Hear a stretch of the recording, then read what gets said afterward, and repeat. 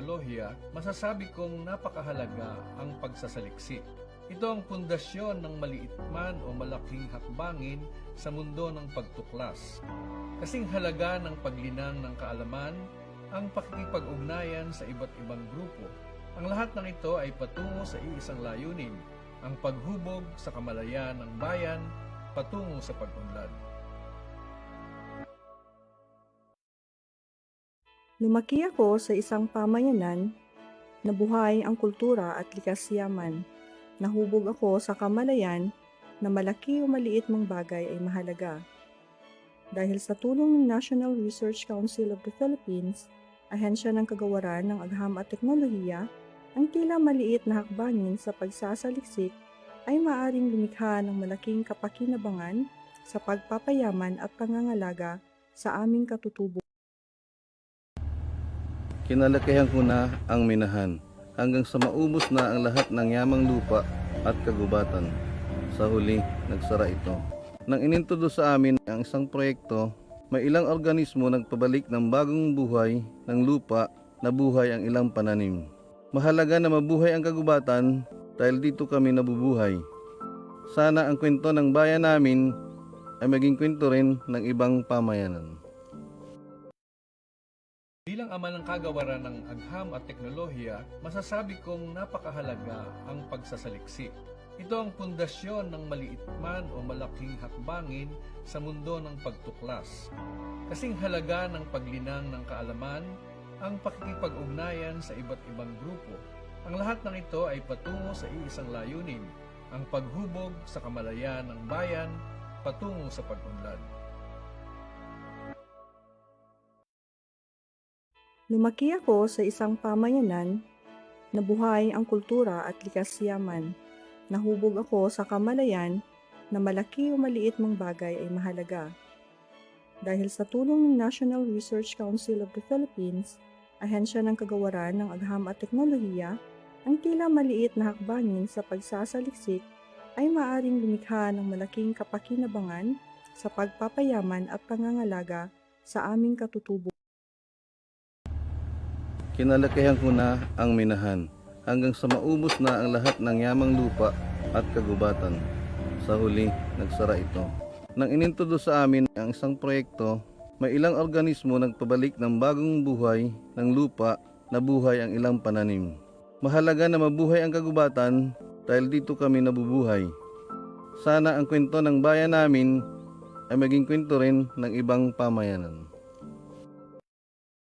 Bilang ama ng kagawaran ng agham at teknolohiya, masasabi kong napakahalaga ang pagsasaliksik.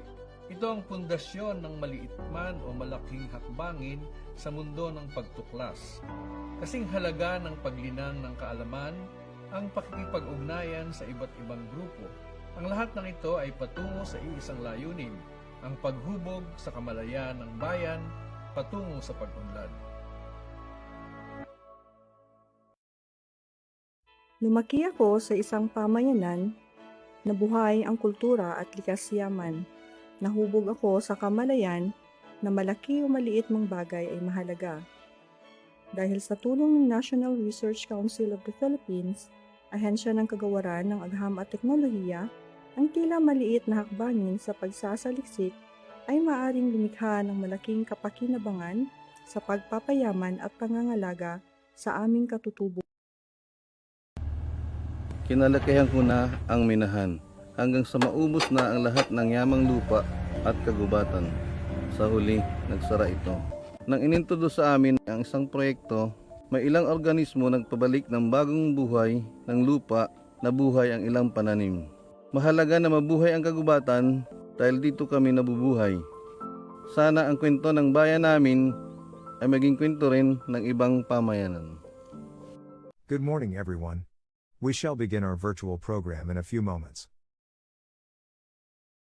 The National Research Council of the Philippines advocates for the transparency and dissemination of scientific and cultural information to empower all sectors. Today, we celebrate the fruit of the NRCP's efforts in their pursuit of making scientific knowledge accessible to all. With this, the NRCP officially launches the Enhancing Science Culture for All component of their Brighter project. Before we get started, here are just a few reminders. Please make sure that your microphones are on mute or turned off throughout the duration of the program. Should you have any questions and concerns during the program, please let us know through the chat box. Our staff will be ready to assist you. This event will be recorded in its entirety. Please be advised that the recording of this event in full or in part may be used for NRCP's information and promotional materials as we deem necessary or appropriate.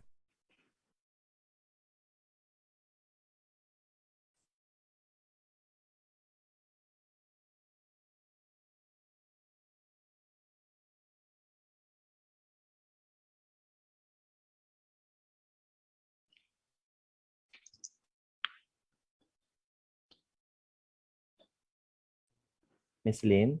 Okay. Good morning. Today's event is the first episode of our online class organized by the National Research Council of the Philippines. This platform aims to encourage the general public and inspire students to love basic theories and concepts in science and technology. Let us start off with the NRCP Panalangin ng Bayan, followed by the singing of the Philippine National Anthem, and of course, the NRCP hymn.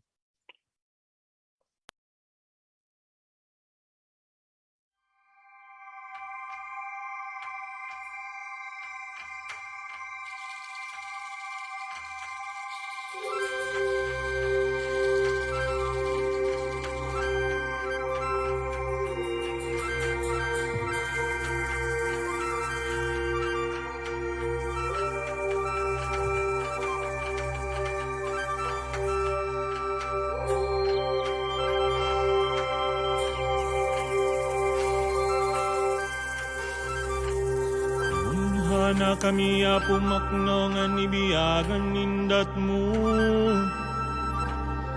idatanda kami bikan mangat na pinhud mo. Dawat mininggop hino aya tuboblemi, he ay makiwada-wada kida kami. Hey ay makiwada-wada kida kami. Hey ay makiwada-wada, hey ay makiwada-wada kida kami. Bismillahirrahmanirrahim. Assalamualaikum warahmatullahi ta'ala wal barakatuh. Salam pa mga kiaulungan sing Tuhan. Pianaugan niya Nabi Iban Quran. Kasilasan niya sa plag pakatilingkal alam. Maglasa kita niyo bat tumanang. Mbo Tuhan, tunggal nu sa sangdolan kami. Buwanin kami rijiki maglabi-labi. Lausangom rahmat nu subay pinudji. Hangkan kita bi subay magkasih-kasih.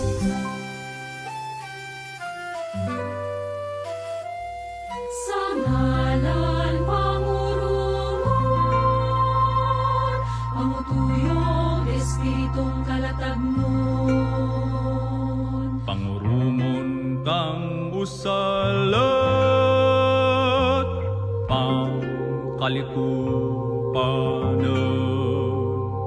Pangurumon kang pamirayan, pagkang walay sikog balantang nga mapagkululang. Pangurumon kang sinlagan, pangurumon kang apagatang, pangurumon kang asakpan, pangurumon kang suwadyan. Pangurumon kang panguloy, pangirayon, pangitaban, pangitoy, wat kang walay sikog balantang nga mapagkululang.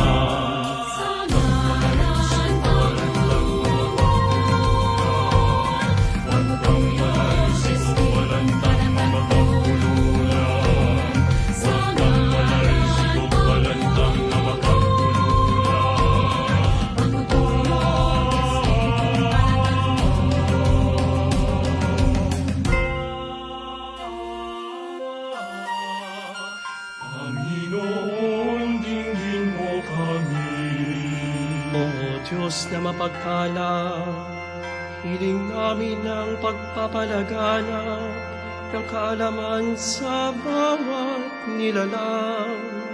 Panginoon, dinggin mo kami. O Diyos ng awa, bigyan mo kami ng kakayahan sa pagtataguyod ng pakikipag-ugnayan sa bawat isa.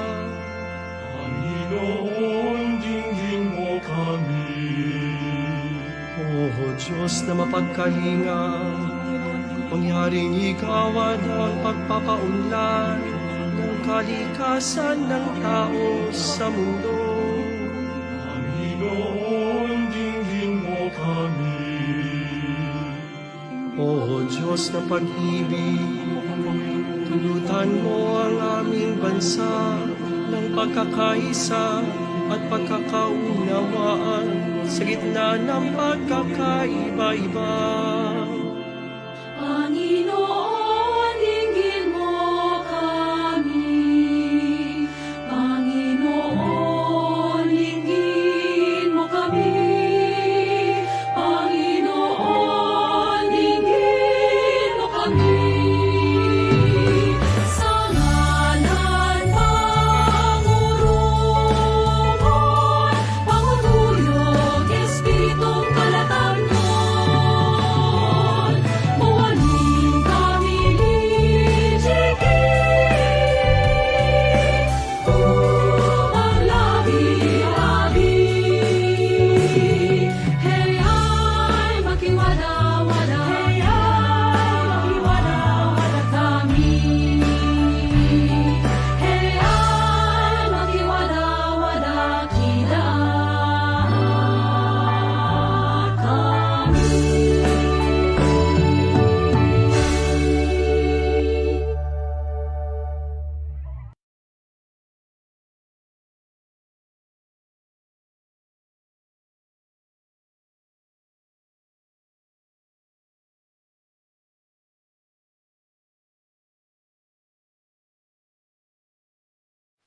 Mayang magiliw. Mga kababayan, ang pambansang awit ng Pilipinas. Mayang magiliw, sa silanganan, alam ng puso, sa dibdib mo'y buhay. Lupang hinirang, tuyad ka ng magiting, sa manlulupin, di ka pasisingin, sa dagat at puno, sa simoy, sa langit bubukang, may nilatang tula at awit sa paglayang minamahal. Ang kisat ng watawat mo'y tagumpay na nagdidinig, ang bituin at araw niya kanyang pamay magdidinig.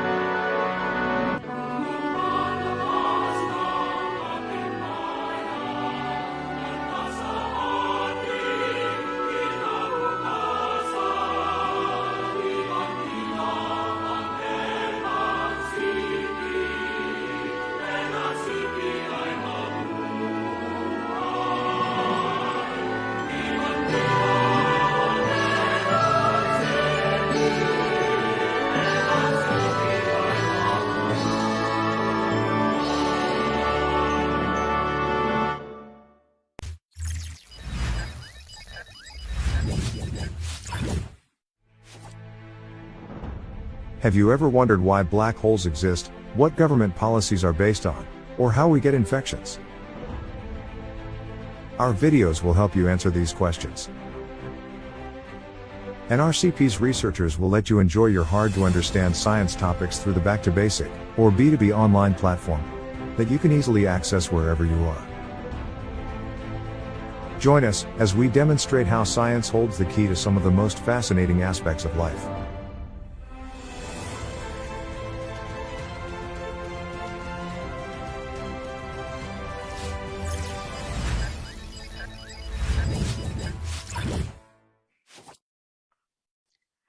To officially welcome you all to our Back to Basic online class is the leader of the NRCP. Everyone, let us all welcome the President of the National Research Council of the Philippines, Dr. Gregorio E.H. Del Pilar. Kay Secretary Fortunato de la Peña ng DOST, mga kasapi ng NRCP, mga mahal na panauhin, mga kaibigan, magandang umaga po sa inyong lahat. Nagpapasalamat ako sa ngalan ng National Research Council of the Philippines sa inyong pagdalo sa pagbubukas ng bagong serye ng mga webinar ng NRCP na Back to Basic. Tampok dito ang iba't ibang paksang mapulutan ninyo sana ng bago o mas malalim na kaalaman tungkol sa iba't ibang paksa na pinag-aaralan ng mga ekspertong mananaliksik na maghahayag sa atin ngayong araw at sa mga susunod na episode ng seryeng ito. Samahan ninyo kaming tunghayan o balikan ang mga mahalagang impormasyon na batayan ng mga pananaliksik, inobasyon at mga makabagong pamamaraan upang tayo'y mamuhay ng mas ligtas, malusog, payapa at maligaya. Salamat sa mga kasapi ng NRCP Medical Sciences Division sa ginugol ninyong panahon para sa episode na ito ng Back to Basic, ang Infection Busters. Tunay namang napapanahon ang mga paksang pangkalusugan at binabati ko kayo sa inyong napiling paksang talakayin ngayong umaga. Sa aming mga taga-subaybay, huwag kayong mag-atubiling i-like o i-share sa Facebook ang mga episode ng Back to Basic sa inyong pamilya, kamag-aral at mga kaibigan. Salamat sa inyong pagtangkilik at suporta sa mga programa ng NRCP. Tulad ng hinahangat natin lahat sa kasalukuyang panahon, isang maaliwalas na umaga po sa ating lahat.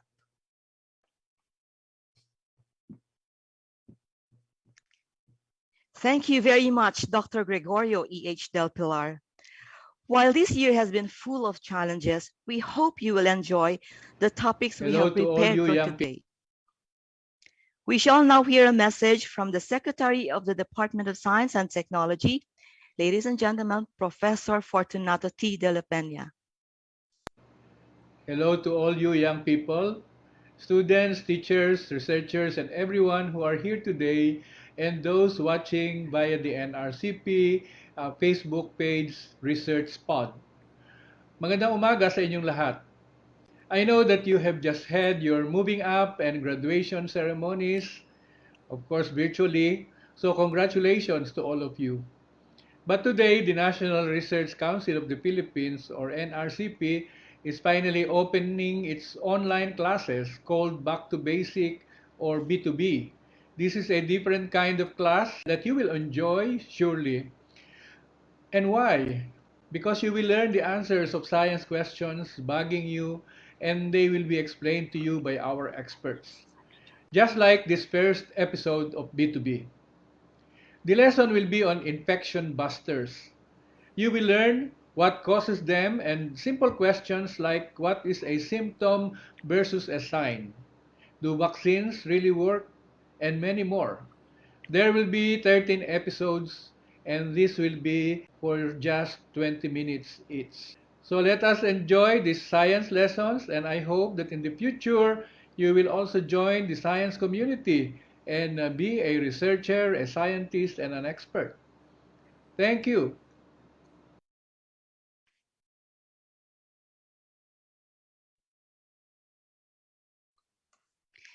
Thank you very much, Professor Fortunato T. de la Peña.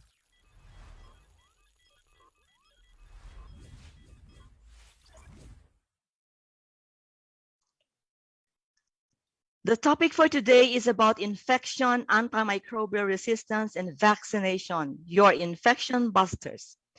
This topic is especially relevant today to the COVID-19 virus or pandemic, but we believe the concepts that will be presented are universal and are really applicable. We have with us knowledgeable professionals speaking on this topic today. Dr. Marilen Balolong, an associate professor at the University of the Philippines, Manila. Mr. Arlan Tantenko, a health blogger, visiting research scholar from the University of Texas Medical Branch.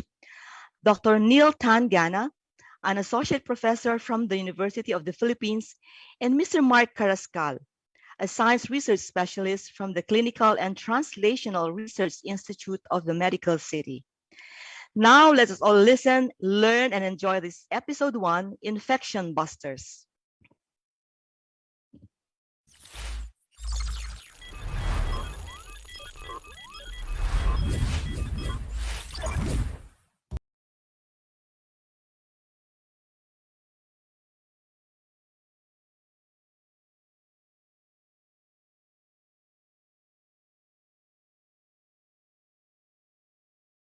Everyone, and welcome to another fun day of learning. I am teacher QB, and today we will discover how some microorganisms can get us sick, and more importantly, get to be familiar with some ways we can use to recover from illness, or interestingly, how to prevent infection to even start. So sit back, relax, and enjoy this video. Do not forget to try the interactive activities that allow you to maximize your understanding with today's topics. After watching this video, we hope that you can be able to achieve the following: explain the importance of vaccination, discuss what antimicrobials and antimicrobial resistance are, and more importantly, integrate the knowledge of vaccines and their relevance to your daily life, your community, in achieving protection and safety against infection. So first up would be understanding infection. Microorganisms are microbes that can be good or bad.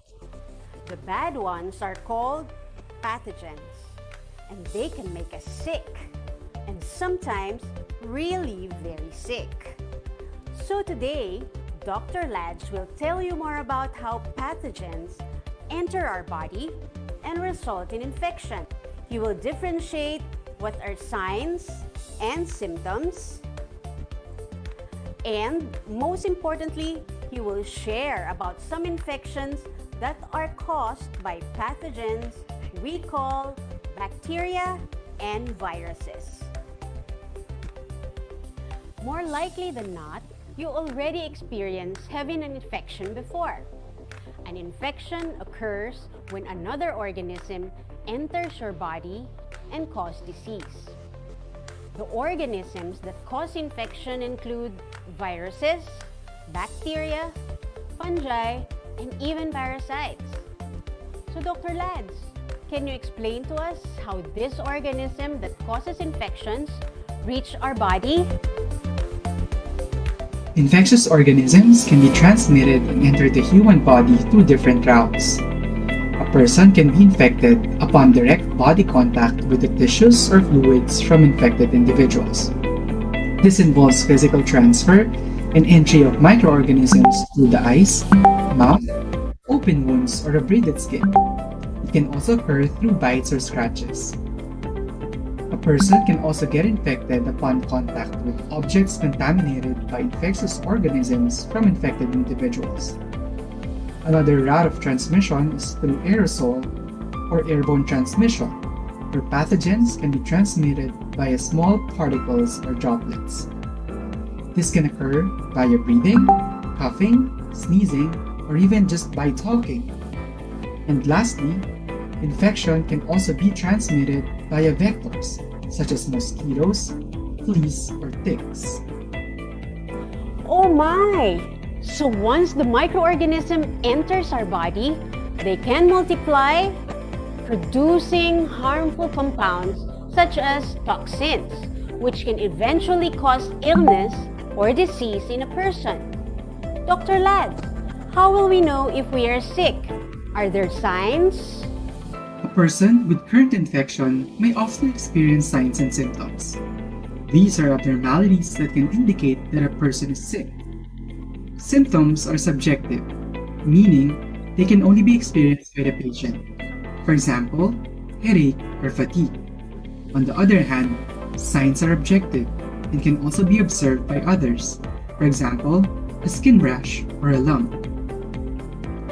Signs and symptoms of infection typically depend on the type of pathogen and the area in the body where the infection occurs. Some infections have unique signs and symptoms, while others have common or overlapping signs and symptoms.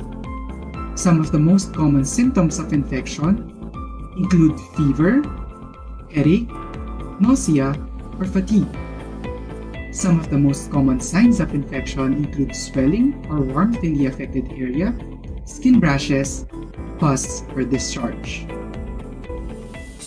But guys, take note, in certain cases, infectious diseases may be asymptomatic for much or even all of their course in a given host. This means that a person does not experience any signs or symptoms even though he or she is currently infected. That was amazing and creepy at the same time. Dr. Lads, I suddenly became curious about viruses and bacteria that can make us sick. Please tell me more about it. Infections can be caused by different types of pathogens. For example, bacterial infections are caused by bacteria, while viral infections are caused by viruses. Bacteria are single-celled microorganisms that can survive in different types of environment. Some of them can even survive and multiply even without a host. Viruses are even smaller than bacteria, and they require hosts to multiply.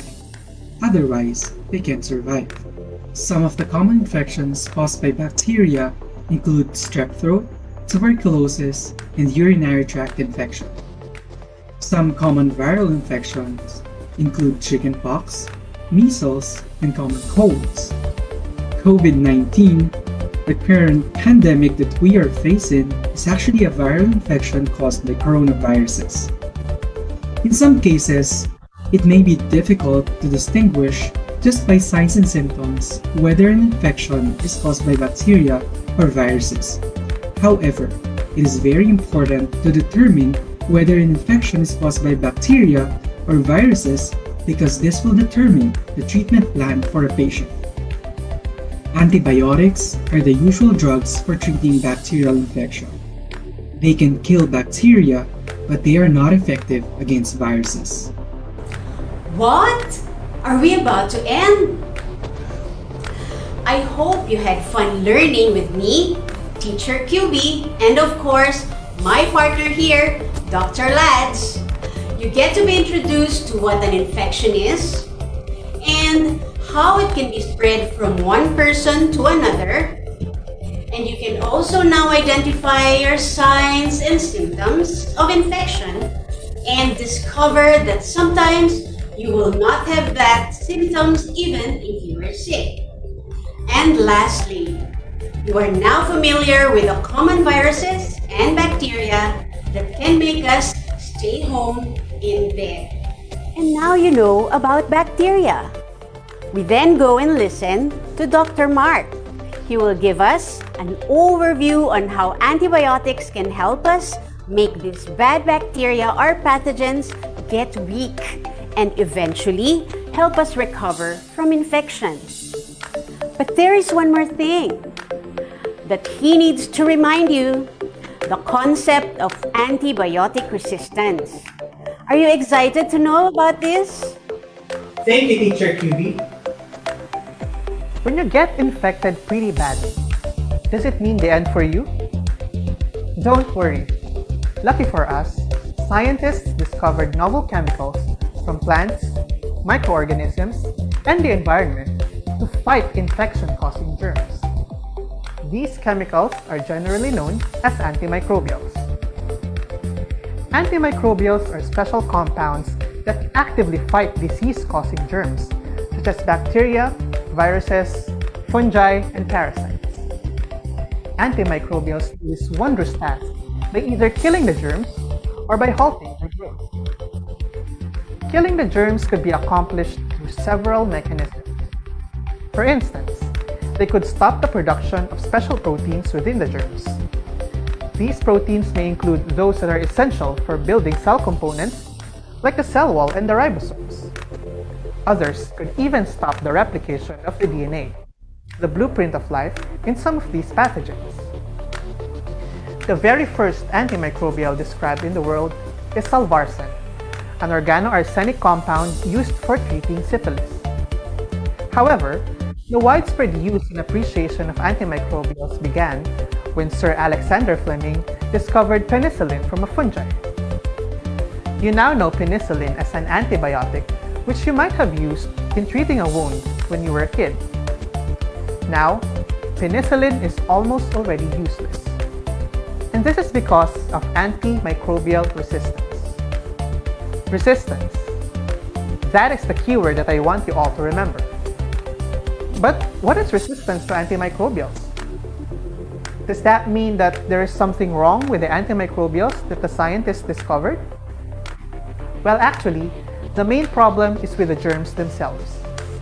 You see, these germs are evolving entities, and they adapt to challenges in their environment, which could include the antimicrobials. These adaptations could come in many forms. It could be that the germs acquire the ability to destroy the antimicrobial. They could have modified the target of the antimicrobial, or they developed a mechanism for them to spit out any antimicrobial that enters them. By acquiring these abilities, germs then become special, much like a superhero gaining a superpower. Hence, scientists often call these resistant germs superbugs. Superbugs remain to be one of the biggest problems in medicine in the Philippines and in the world. In 2050, the World Health Organization estimated deaths from superbugs to reach an astounding 10 million. Fortunately, scientists are here to save the day. Global efforts to discover new antimicrobials are on the way, and Filipino scientists take part in this significant revolution. In fact, the Department of Science and Technology, through its Tuklas Lunas program, supported scientists all over the Philippines in discovering and testing potentially new antimicrobials from our rich natural resources, such as endemic plants, mangroves, mushrooms, and even marine sediment microbes. The medical community also takes part through the implementation of infection control guidelines and antimicrobial stewardship programs in the hospitals and clinics. By following these guidelines, hospital-acquired infections and the misuse of prescription antimicrobials could be prevented. And you, students, will also play a big role. By knowing when and how to use antimicrobials properly, then you give no chance for the superbugs to develop resistance against the medicine. Consulting a doctor when you got infected will be critical for you to do your part. Remember, self-medication of infection using antimicrobials can do more harm than good. So go ahead and talk to your doctor. They always got your back. So students, when you get infected pretty badly, does it mean the end for you? Don't panic. Antimicrobials are here. But remember, use your antimicrobials wisely and help prevent the superbugs from ruling the world. Antibiotics are considered treatments, meaning you can only take it when you are sick. But is it better to be safe from getting infected by prevention? So Dr. Neil will share a very important intervention that you can do to prevent infection. So whether This infection is caused by bacteria or a virus. That is vaccination. But how do vaccines work? And why can it prevent us from getting sick? So enjoy learning! Hello, I am Neil. Today, we will talk about vaccination. Most people are scared of vaccination because they usually just associate it with needles and syringes, but it is not. For today, I would like to share more information to the public about what vaccination is all about. To better understand vaccination, we have to remember three interrelated concepts: immunity, vaccines, and herd immunity. First is immunity. In our day-to-day living, we are constantly exposed to germs or pathogens, be it bacteria or viruses. These are organisms or entities that intrude our bodies and in the process can make us sick. The intruders are what we call as antigens. Our body has an immune system that can recognize these invading antigens, where our bodies produce proteins that seal and destroy the antigens, which we call antibodies. Once our body has figured out how to manufacture these antibodies, it stores the instructions in memory cells that kills the remaining antigens. If the antigen resurfaces in our body, the immune system will be quickly to produce the antibodies to destroy the invader or the antigen. Next, vaccines. Vaccines are weakened or dead pathogens, also antigens, that teach our immune system to make antibodies in the same way that it does when we are exposed to a disease. Vaccines do not cause disease or put us in danger of complications because they only include killed, weakened, or non-infectious parts or forms of pathogens. Vaccination is a straightforward, safe, efficient technique to protect people from dangerous diseases before they become infected. It strengthens the immune system by utilizing the body's own defenses to create resistance to specific pathogens. Think of dogs being trained to recognize bad people, drugs, or contraband items in the airport. The majority of vaccines are given through injection. However, others are administered orally or by mouth or via nasal spray. The third and final concept is herd immunity. A contagious disease cannot spread easily when you and most everyone else in your community are immune to it. Together, this group can keep the virus or bacteria from infecting those who can't be vaccinated against it, such as babies who are too young for vaccine and the people who have health problems or are receiving treatments that weaken their immune systems. Vaccines initially protect individuals, but when individuals get vaccinated altogether, they are able to protect the entire population. And that is what we call herd immunity. So what is our ultimate objective for today? That is to make students understand vaccination so that they convince parents, peers, and others to act as one to achieve herd immunity. This is a simple illustration of herd immunity. We have several vaccine types as products of research development. Toxoid is a vaccine form containing toxins made by the disease-causing antigens that triggers the immune response. Inactivated vaccines use the activated or dead version of disease-causing antigen.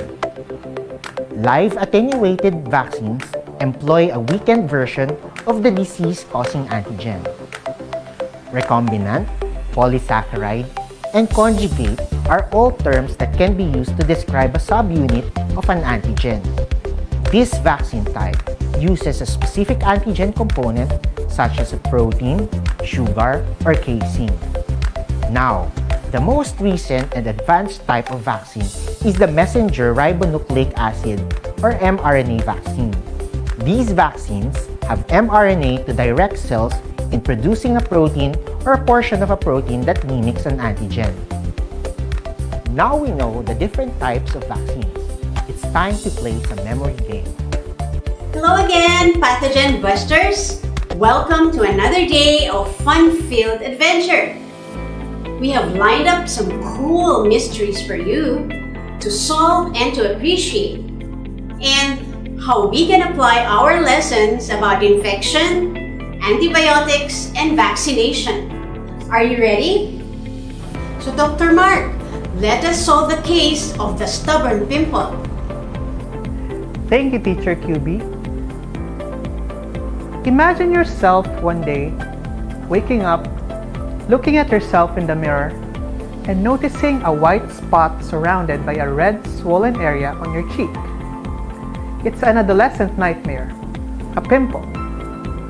But this pimple is no ordinary pimple. It is Staphylococcus aureus, simply staph, infecting a hair follicle on your cheek, a condition known as folliculitis.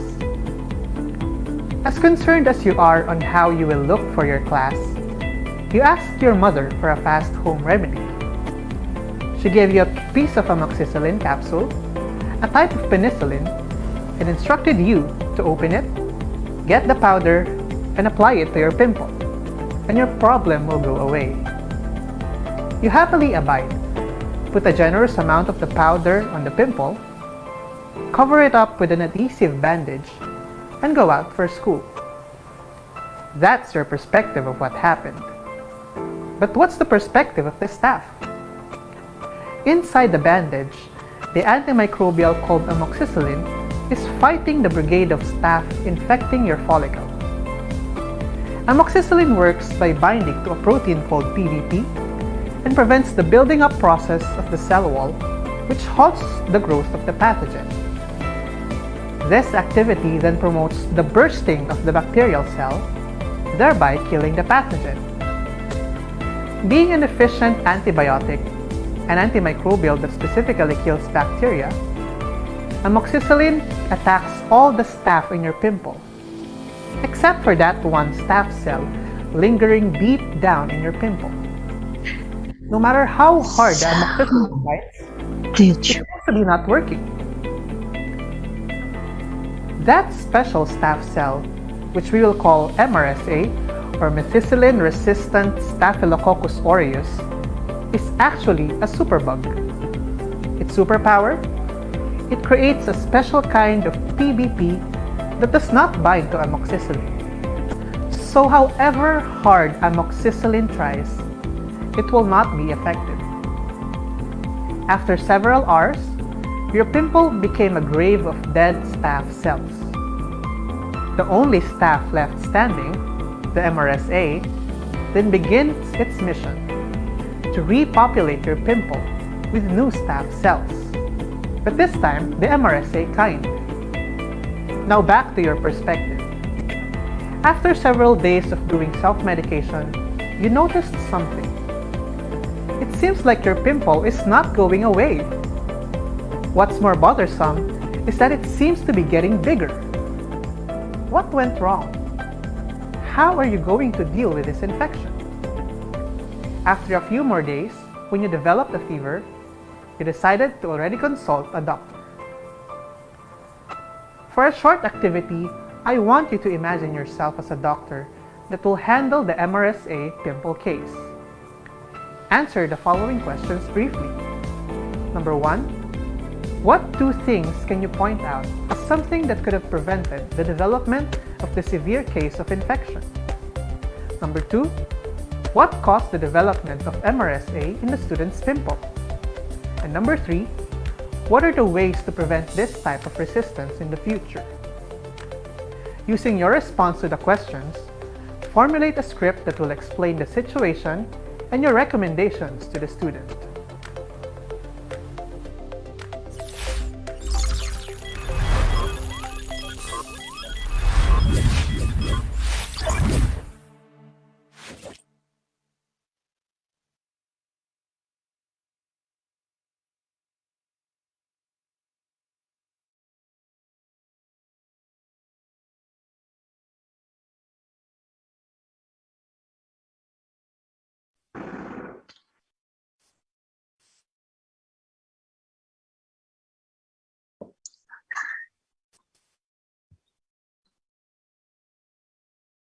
All right. So did you enjoy that?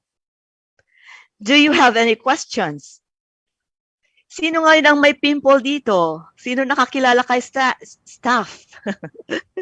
And now, do you want to become a scientist or a doctor? Sige, we now proceed to the open forum. You can ask your questions. You can raise your hands. We have something for you, something to enjoy today. So I now turn you over to our moderator, none other than Dr. Leslie M. Dalmasio, the chairperson of the Medical Sciences Division of the National Research Council of the Philippines. Dr. Dalmasio, please. Good morning, everyone. Good morning. I hope you enjoyed the Infection Busters video and learned something new or now understand the concepts better. Let us now hear or know about your questions on the topic. Our resource persons, Dr. QB Marilen, Dr. Neil, Mark, and Lads will gladly answer your questions. I see that we already have questions in our Q&A box.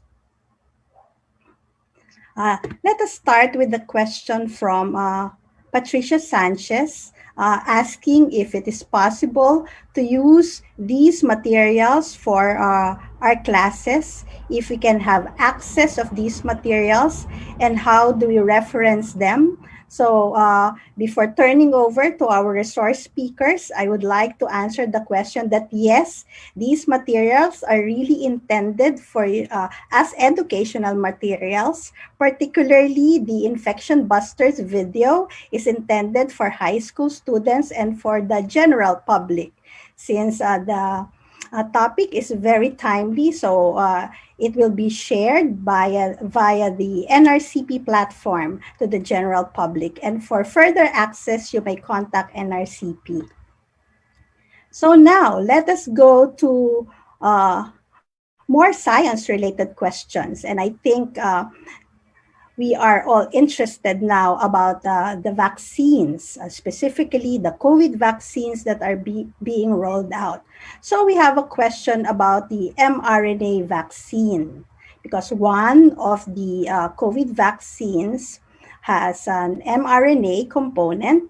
And now the question from Ruel Carranza is asking if an mRNA vaccine is really superior compared to traditional vaccines based on efficacy and effectivity to a virus or to a viral mutation. So perhaps we can have Dr. QB Len or Dr. Neil or Lads to answer the question.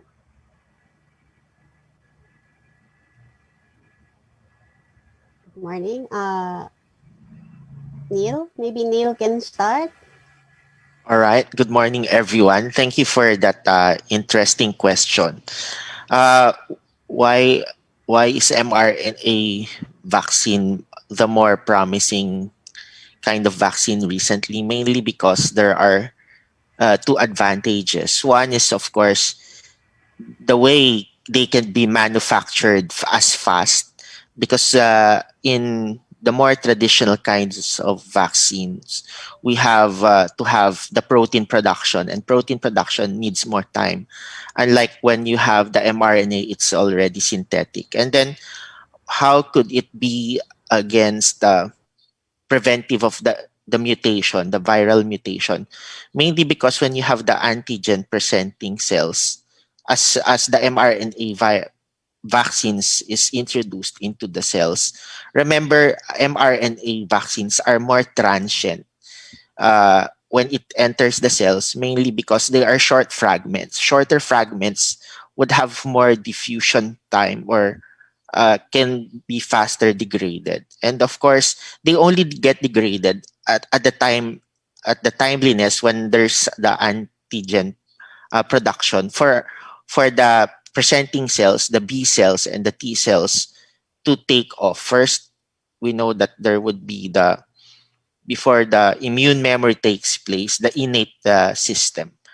So the mRNA addresses these two functions well within the B cells, and then the variants of concerns when it comes to the the memory type of when the memory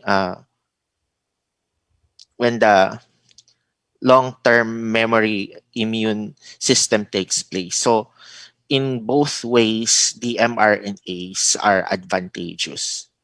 And of course, because these are non-proteinaceous in nature, then our allergic response is much less in terms of chances. So those are what I think are the advantages of the mRNA vaccines. Thank you. I hope I answered your question well. Thank you, Dr. Neil. But there is a question related to that. If the mRNA vaccine really does improve our chances against the mutation of the virus, does it? Well, of course, viral mutation is so independent of what happens inside their body because mutation is a more or less a random or a pre-programmed way of the virus surviving.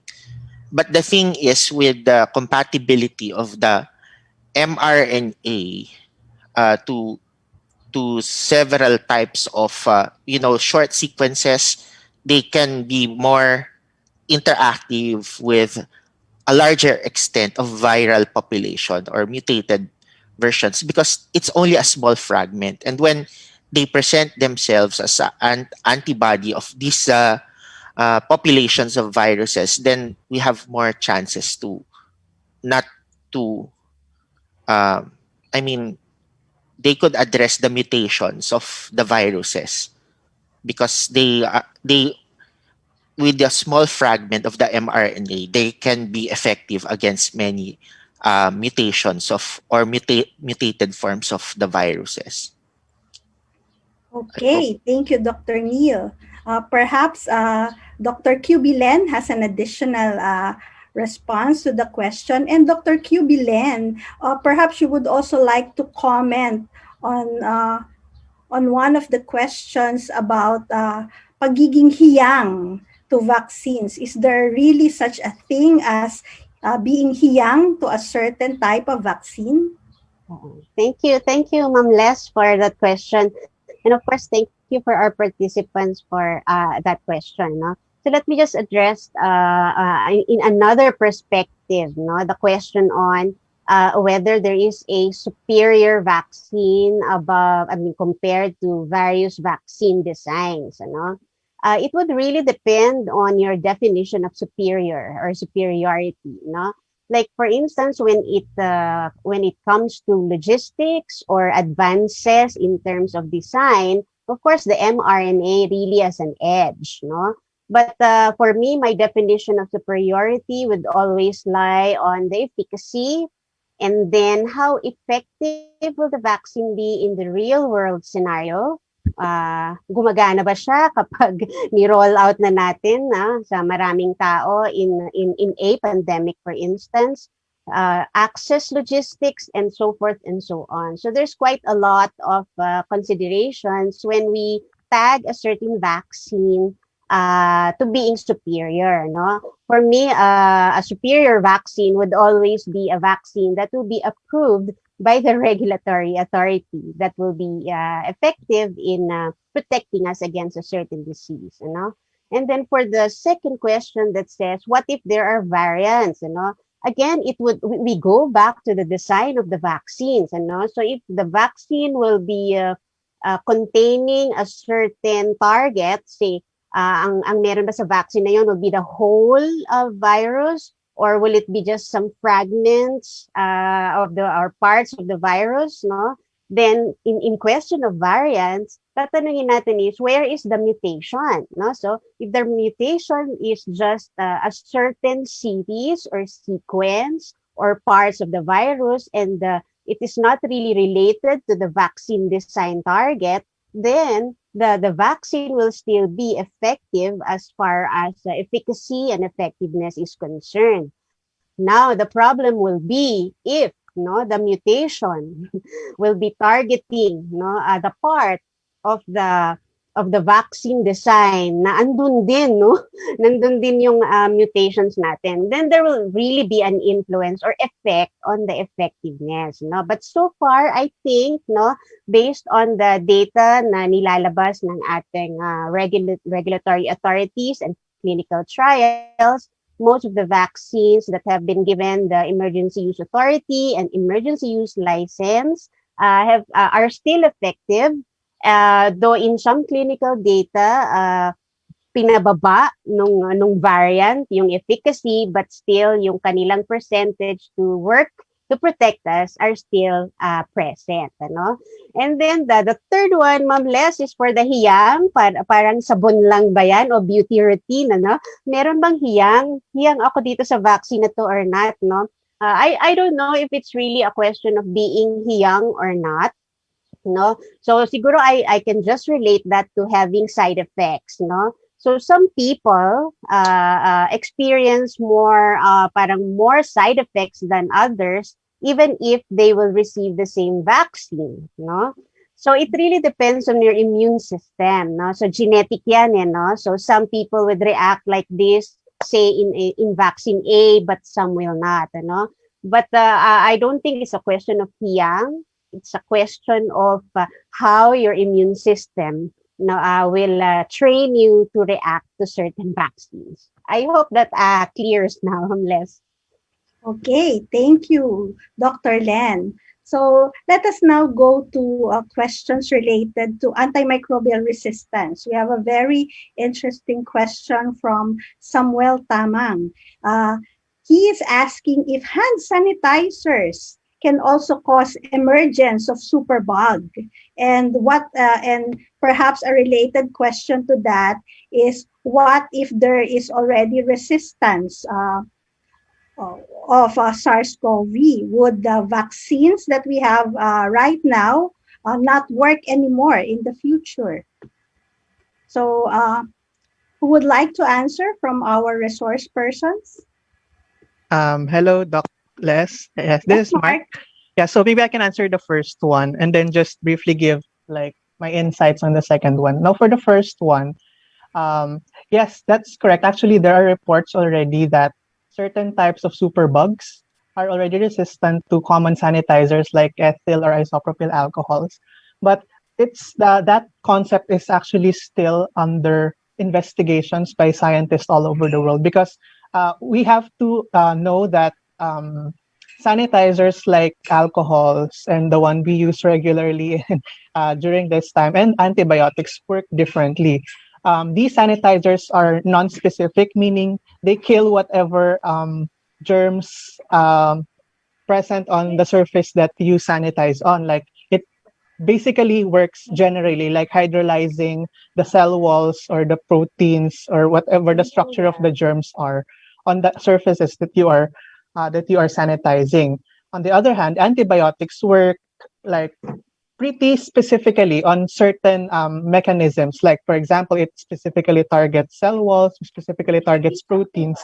So in terms of resistance to antimicrobials, we can be a bit sure which mechanism does the germ actually modify for it to be resistant to that antimicrobial. But in terms of the sanitizers and all of the other antiseptics, we are not very sure of the mechanisms of resistance right now, but it's still under investigation by different scientists all over the world. But yeah, I have to agree, there are reports already that certain superbugs are already resistant to these germs. Now, in terms of the second one, maybe just a general comment on it. Yeah, it's possible, I think, that viruses like the SARS-CoV-2 can acquire a resistance, but I'm not sure if you're referring to resistance to vaccines or resistance to antivirals, because I think right now there's still no clear antiviral treatment for SARS-CoV-2.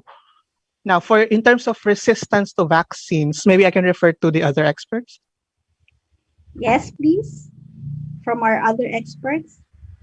Can we clarify if resistance to vaccines would mean the vaccine's not working anymore? Yes, the question is about the vaccines not working anymore. Could you comment on that? Is that a possibility? And what would bring about that possibility? Yeah. Okay. If we would like to imagine the worst case scenario, like for instance, if we do not follow public health protocols, or if most of us will not get vaccinated, or if most of us will still believe that, for instance, COVID-19 is not true, no, we allow for the continuous transmission of the virus that will create variants, you know, and the worst imaginable scenario would be the variants, no, will really lead to that yung kinatatakutan natin, the vaccines that are now manufactured, licensed, no, and have emergency use authority may fail, ano. So kumbaga, I really would like to encourage everyone to get vaccinated, no, follow strict protocols so that we will not go to that theoretically possible scenario. Okay. Thank you to our experts. We also have another interesting question about the use of, I think, plants or natural products or herbal medicine. And herbal medicine in treating microbial infection. So could you comment on the possibility of herbal medicine use causing superbugs or resistance to a certain pathogen? I think this is because there are many studies in the Philippines on the use of herbal medicine, and yes, some of these herbal medicine are actually have claims as antimicrobials. If I may Yes. address that particular question, you know, if our herbal medicines, for instance, will be say regulated, no, either as drugs or supplements, you know, it would really depend, you know.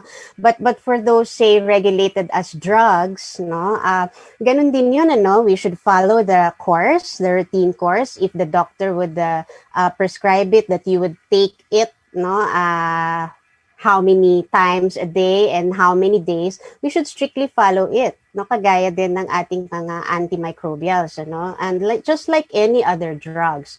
If you would recall the talk, no, of Dr. Mark here, no, it's really the humans allowing the resistance to to happen.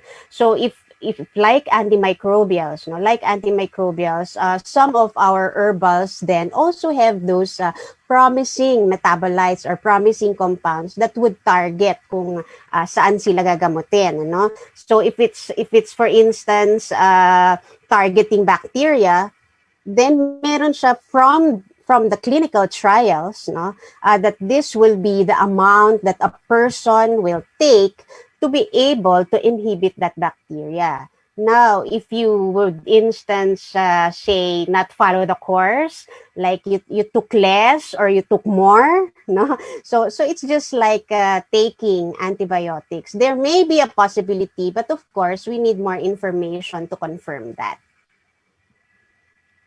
If I may add, Doc Les, yes, go ahead, Mark. Yes, so I mean, personally, I'm not against use of herbal medicines, but to use it as a drug for like treating antimicrobial resistant infections, I think, yeah, I agree with Doc Les. It still has to undergo certain types of like validation or experimentation or even clinical trials for you to clearly say that a herbal drug or a composition is effective against antimicrobial resistance. Because we have to remember, these herbal preparations are composed of many different components. It's really heterogeneous, and we cannot really say that one particular preparation is effective against AMR because we don't know what specific component is the one responsible for, killing these superbugs in our infections or something like that. Yeah, so yeah, it still has to undergo a lot of studies if it's like pure herbal preparations. Yeah, still a lot of studies for it to consider as a drug per se for treating superbugs. Yes, I think, Dr. Les, we have quite a lot of herbal medicines in the Philippines, and I'm truly happy that there are a number of scientists right now focusing on exploring, establishing really this herbal medicine. So we should support it as well. So if they would recommend based on their data that we should prepare muna, how to prepare and then how to take, then I think we can avoid resistance from herbal medications. Yes, so while we're at it, we're talking about superbugs. One of our participants is asking our experts to expound more on superbugs, perhaps provide more information, particularly information if we still have superbugs right now at the time of the pandemic. Maybe Dr. Mark first. Well, I think, the issue of antimicrobial resistance never stops, whether we have a pandemic or not.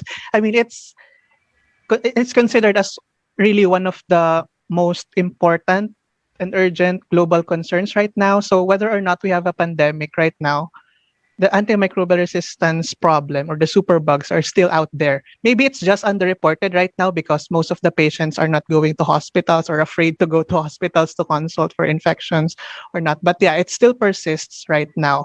And we are actually, data from different scientists all over the world are actually projecting increase in number of resistances, infections caused by superbugs in the near future. So I guess the point of one of the points that I raised in the presentation a while ago is really to be vigilant in the use of our antimicrobials. Always consult the doctor if you have to take antimicrobials, and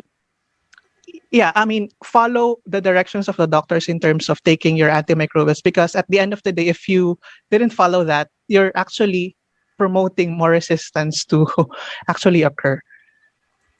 Okay, so perhaps so that our experts can rest, I would like to throw a question to our viewers, to our participants, and there is actually a prize if you answer the question correctly. So the person who will win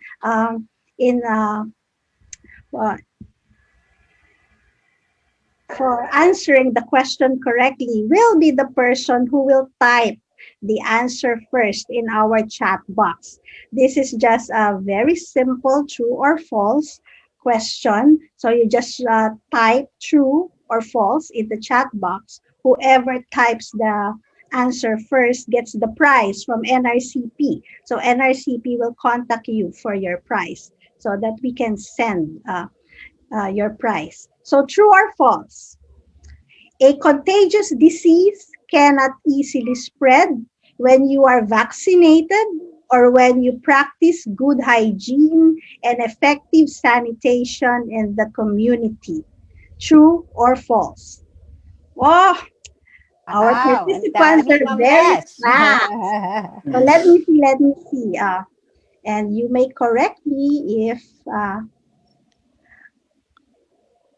I call on. Okay, so I see that the first responder is Reynaldo Barde. His answer is true, and that is correct. So am I correct? Mr. Reynaldo Barde is the first one to answer. So congratulations. NRCP will get in touch with you for your prize. So let us go back to our experts. Now, another very contentious thing during this pandemic is ivermectin, and perhaps Lads or one of our experts could comment on the use of ivermectin. There's a question about that in our Q&A, but it disappeared. So there's an ivermectin question. Yes, now I see it. It's from Ian Arellano. He is asking for our experts to comment on the use of ivermectin as COVID-19 treatment. I agree that this may be a good avenue to provide a scientifically sound comment from our experts. Actually, ivermectin is a very controversial topic now. But of course, we have to see the original application of ivermectin, which is anti-worm. So if we don't have yet enough data to prove its efficacy against COVID, we have to be also cautious. Remember, repurposing of drugs is also natural, as they could have new uses or new purposes. But of course, we really have to be uh, sensitive or vigilant to this information. So for us, let's always be science based. Let's base our uh, perceptions on actual evidences presented by science. But everything is really very political, especially even vaccine distribution now. It's a fight between countries and affiliations, China versus EU, China versus US. So, things could really get flooded when it comes to information wars. So we really have to be more scrutinizing when it comes to evidences. Okay. Are there additional comments from our experts? Before Perhaps Lads can add that. Yes, ma'am, Beth. I agree with Dr. Neil, especially in clinical medicine. We need to be evidence-based in clinical medicine because we are talking about human lives. So we cannot just base it on something na sinabi lang ng kung sino man. So I think a lot of people are using recent data, published data, citing that ivermectin is useful against COVID-19 infection. But if you check that article right now, the researchers already retracted that article. So the very evidence that they are using that ivermectin is effective against COVID-19, wala na po yun. Niretract na po nila yung article na yun kasi may pagkakamali dun sa evidence na kanilang nilabas. So we cannot really use that now as our basis for the use of ivermectin for COVID-19. Okay. Thank you, Lads. Perhaps, Lads, you can also comment on, as regards combining antibiotics, can you comment on the combinatorial use of antibiotics? Is that okay? The use of antibiotics for COVID-19 infection, ma'am? In general, for infection, in general. Combined antibiotics. So we really need to be very prudent and judicious in using antibiotics because we really want to prevent antimicrobial resistance. So kailangan po hindi pwede na kapag wala namang bacterial infection ng isang tao ay magbibigay na tayo agad ng antibiotics because that can lead to antimicrobial resistance. But at the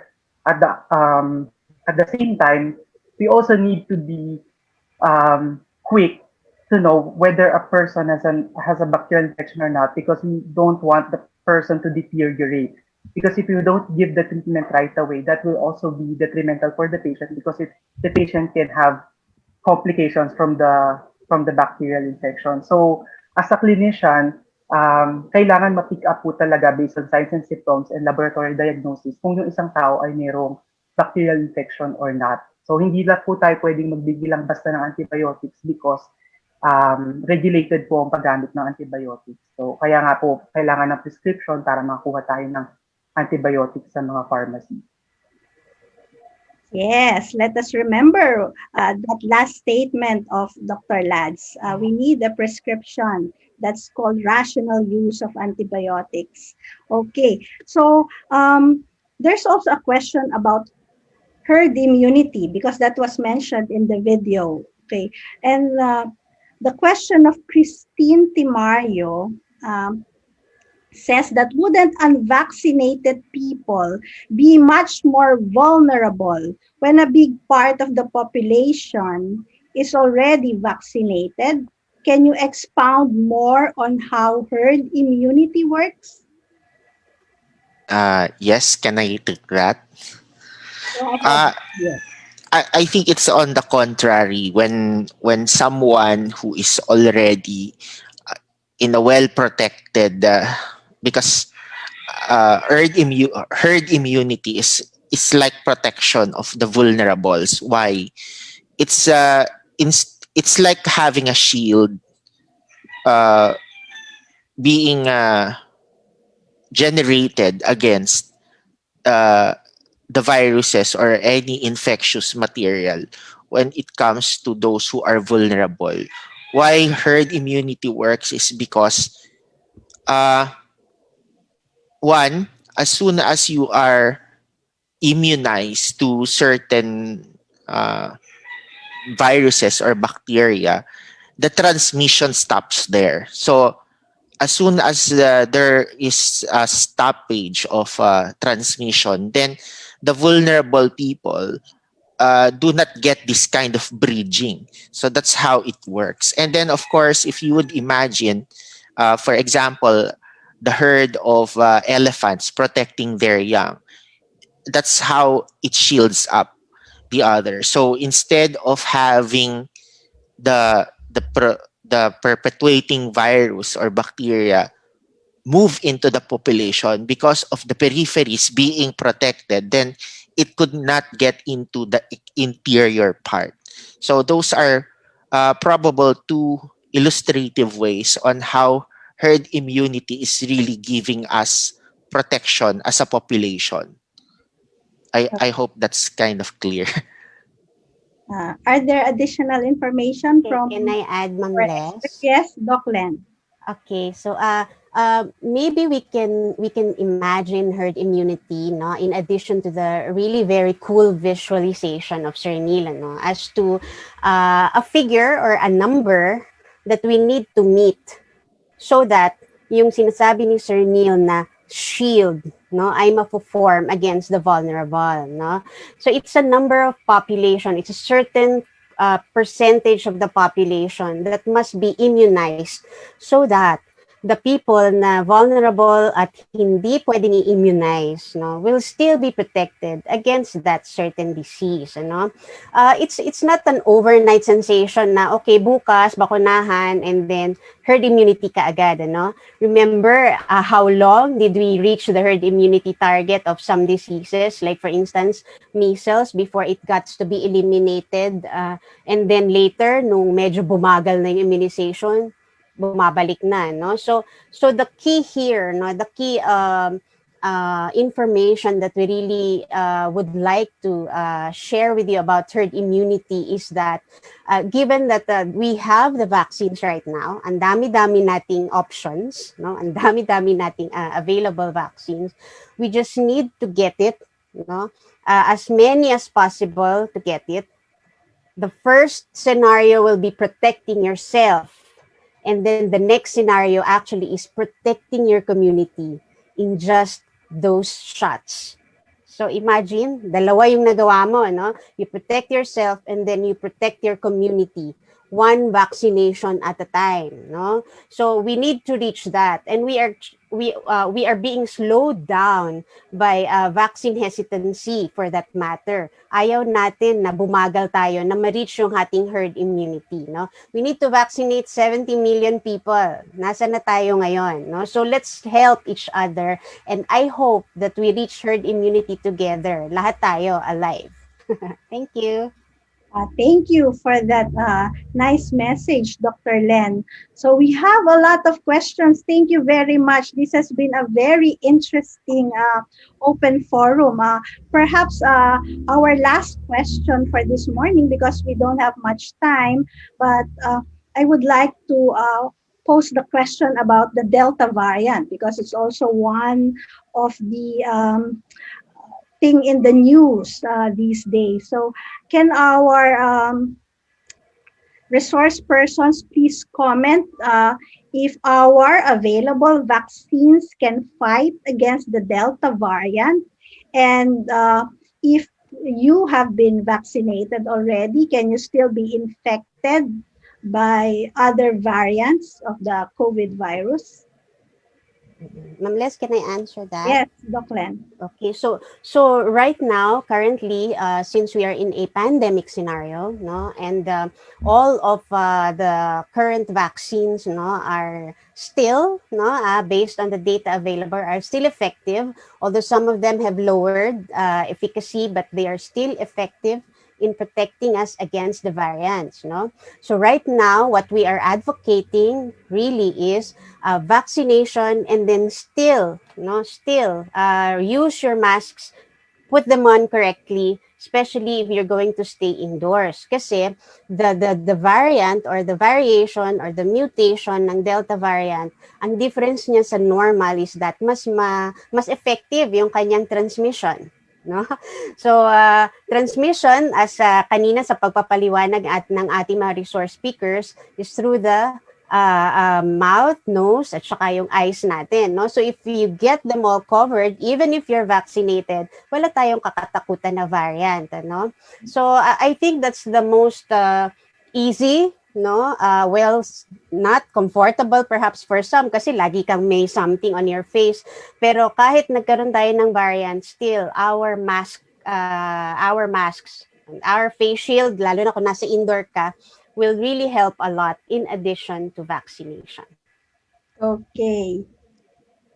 Thank you very much to our experts. And thank you very much to our participants, to everyone who are with us this morning for your very interesting questions.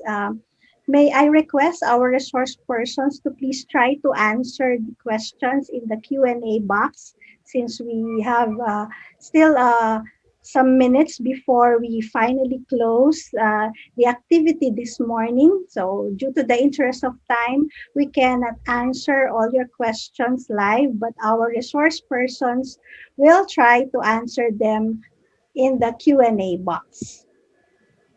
So at this point, I would like to thank our speakers for the educational video that is intended for high school students and the general public, and also thank them for graciously answering the questions and responding to all the comments. So we are nearing the end of the program, but before we conclude this Back to Basics class, I would like to call the NRCP Executive Director, Dr. Marieta Sumagaysay, for her message. Okay, thank you very much, Doc Leslie. That was really a wonderful, fun, and laymanized way of talking about concepts in science, and that's what really we wanted with B2B. So before I go on, a happy though rainy day to all our pioneer B2B participants. Good morning to DOST Secretary Fortunato T. de la Peña, to NRCP President Dr. Gregorio E.H. Del Pilar, and of course, the other members of the Governing Board of NRCP. To our experts, Dr. Balodong, Dr. Tantenko, Dr. Tangana, and Dr. Carrascal. Good morning. And my greetings also, of course, to our B2B enrollees and other guests. Now, who says science is a difficult subject? Who says that science is something to be, is something that terrorizes students, or something that you don't want to listen to because it's difficult? So from our students in this virtual classroom, did you say that science is not your line nor your interest? Hopefully, after participating in today's very first episode of B2B, Back to Basic, I am sure that those perceptions have made a turn around. Better still, a 360-degree turn. I am sure that there is one or two or more new learnings today. And this is the intent of B2B. NRCP has designed B2B for high school students in such a way that an otherwise difficult science concept or theory is explained and unraveled in the most basic, popular, and fun way. It is the intention of B2B to help students better appreciate science and how this is actually relatable matter, not just a concept to memorize in preparation for an exam.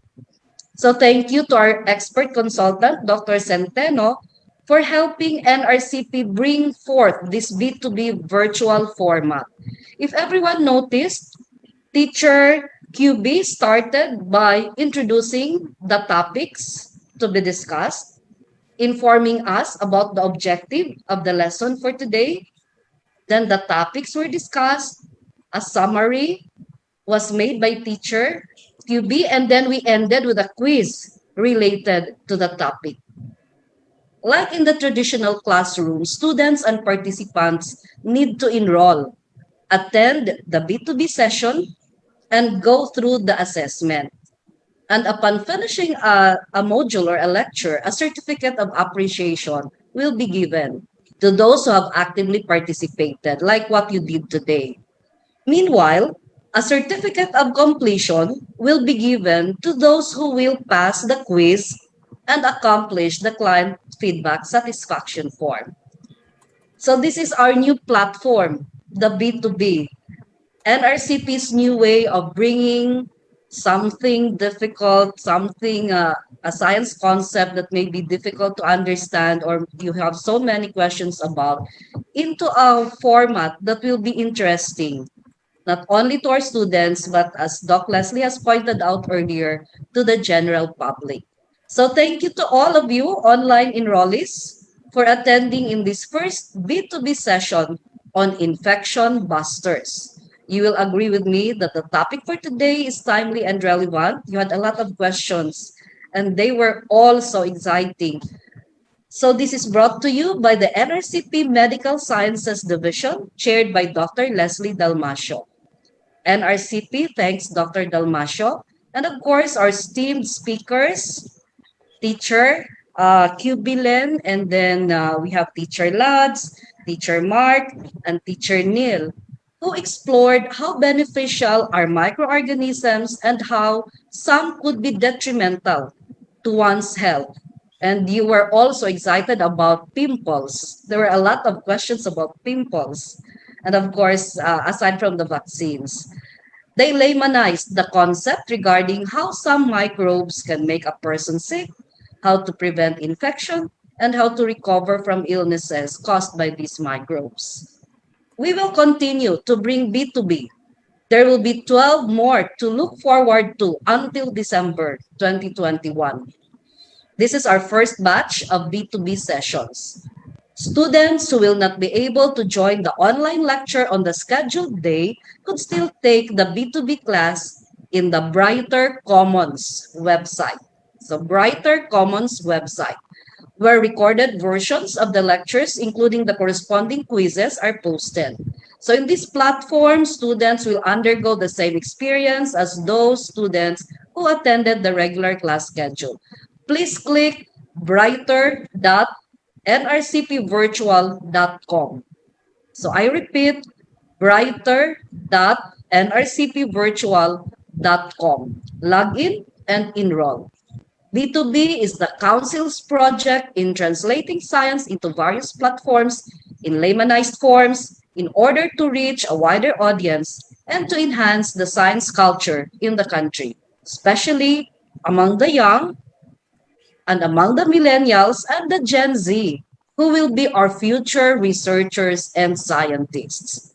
B2B comes together with Expert Class, which will open tomorrow and is being implemented under the Council's Brighter program led by Ms. Lynn Talingdan. So stay tuned, complete the 13 B2B episodes, and you will surely want to have more of it. Check the Research Pod, the NRCP website for updates. So see you there. Godspeed to all, and once again, good morning.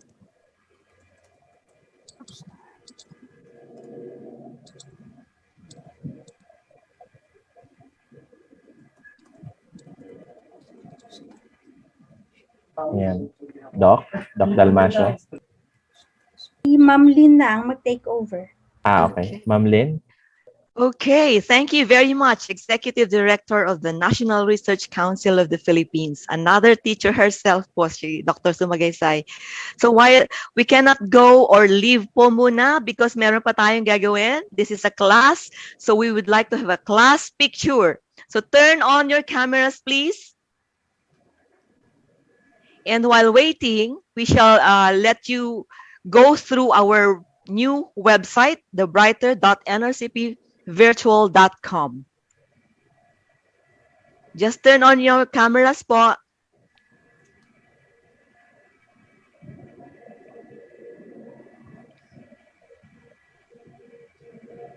Okay, that's the website. That's how it looks. And we hope to see you here.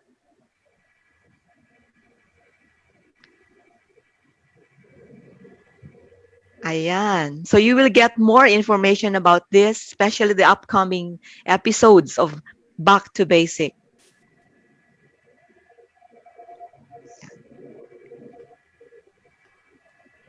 Okay, so you can also see all our speakers there. You can post your questions. And we shall be giving e-certificates, but for the classes, you have to enter or visit this website. So are we ready? Are your cameras on? Okay, thank you very much.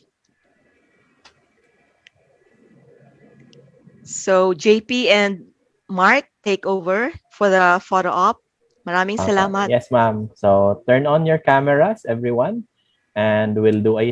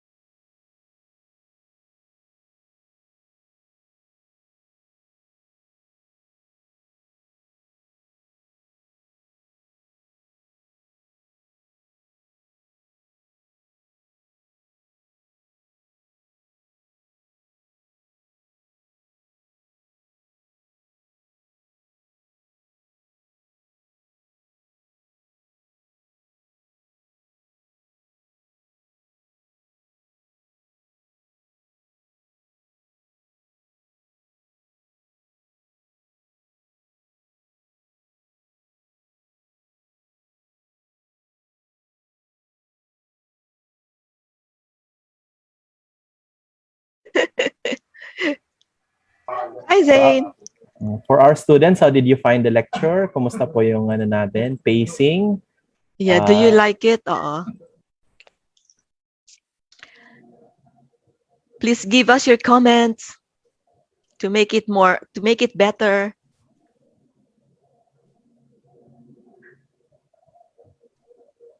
Okay.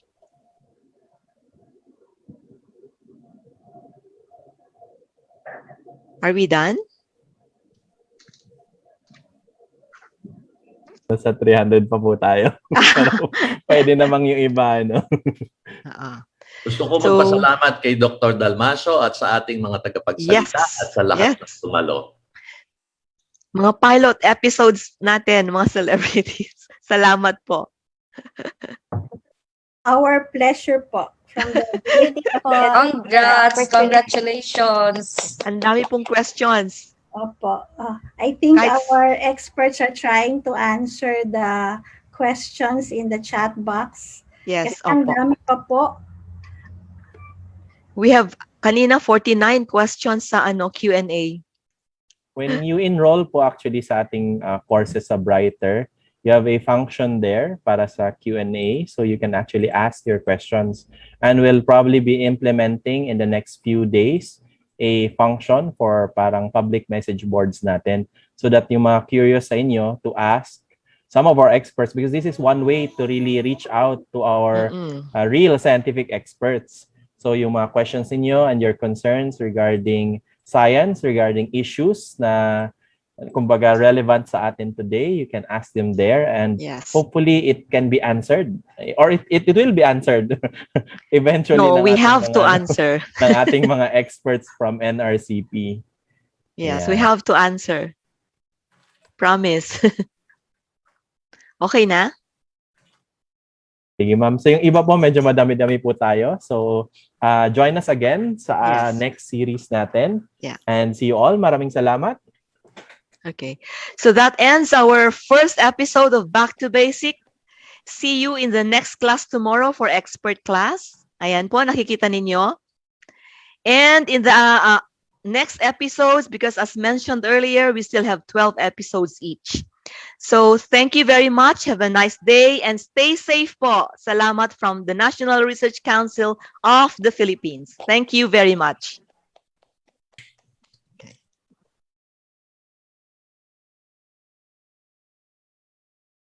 And NRCP for all the support. To Sir Mark and the production team. Thank you. Maraming salamat po. Salamat po, Sir Mark. Salamat. Welcome po. Salamat po. Salamat Sana po sa nag-enjoy lahat. kayo sa inyong shoot, sa ating shoot. Uulitin. Oo, Thank you for the a day yun, sir, experience. Mukhang marami Salamat pa pong sa lahat. Stay safe mai-impart. and well. Salamat po. Salamat. Nakakamiss na ang classroom. Yung teacher yung dating ninyo. Oo, ang ganda. Yung face-to-face na